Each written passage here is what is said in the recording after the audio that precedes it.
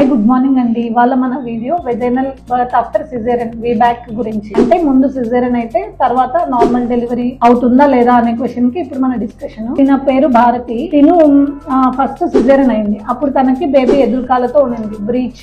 తర్వాత ఇప్పుడు తనకి అన్ని సిజేరియన్ తర్వాత నార్మల్ డెలివరీ అవ్వడానికి అన్ని ఇండికేషన్స్ కరెక్ట్ గా ఉన్నాయి. బేబీ 3 years గ్యాప్ ఉంది, ఉమ్ము నీరు అన్ని, బేబీ వెయిట్ అన్ని పర్లేదు, యావరేజ్ గానే ఉన్నాయి. బట్ మళ్ళీ తనకి ఈసారి కూడా బ్రీచే ఉంది. సో మిగతా ఫ్యాక్టర్స్ అన్ని ఫేవరబుల్ గా ఉన్నా తనకి మళ్ళీ సేమ్ ఇండికేషన్ రిపీట్ అయింది సిజేరియన్. సో తను ఇప్పుడు కూడా సిజేరియన్ కి ప్లాన్ చేస్తున్నాం. సో ముందు నార్మల్ డెలివరీ కాకుండా సిజేరియన్ అనే వాళ్ళకి మళ్ళీ ఈ ప్రెగ్నెన్సీలో నార్మల్ డెలివరీ అవ్వాలంటే ఏమేమి ఫ్యాక్టర్స్ ఉండాలి? ఫస్ట్ ఆఫ్ ఆల్ ఫస్ట్ ప్రెగ్నెన్సీకి ఇప్పుడున్న ప్రెగ్నెన్సీకి మినిమం 2 years గ్యాప్ తీసుకోవాలి. 2 years తర్వాత కన్సీవ్ అవ్వాలి. తర్వాత 9 months జరగాలి. అంటే 2 year 9 months ఉండాలి గ్యాప్ ఫస్ట్ డెలివరీకి సెకండ్ డెలివరీ. తర్వాత ముందు ఫస్ట్ టైం సిజేరియన్ దేని వల్ల జరిగింది? మదర్ ఫ్యాక్టర్స్, అంటే తల్లికి నొప్పి రాకపోవడము సరిగ్గా, అంటే నొప్పుల కోసం ట్రై చేసినా నొప్పి రాకపోవడము, లేదు నొప్పులు వచ్చినా దారి సరిగ్గా తెరుచుకోకపోవడము, లేదా బేబీ వచ్చే రూట్ దారి అనేది నారోగా చిన్నగా ఉండడము, ఇలాంటివి అనుకోండి నెక్స్ట్ బేబీకి కూడా సేమ్ ప్రాబ్లమ్స్ రిపీట్ అవుతాయి. అప్పుడు మదర్ కాజెస్ మేడం చెప్పారు కదండి. బేబీ కాజెస్ ఒకవేళ ముందు ప్రెగ్నెన్సీలో బేబీ పెయిన్స్ టాలరేట్ చేయకపోయి బేబీ హార్ట్ బీట్ డౌన్ అవ్వడము, అంటే ఫీటల్ డిస్ట్రెస్,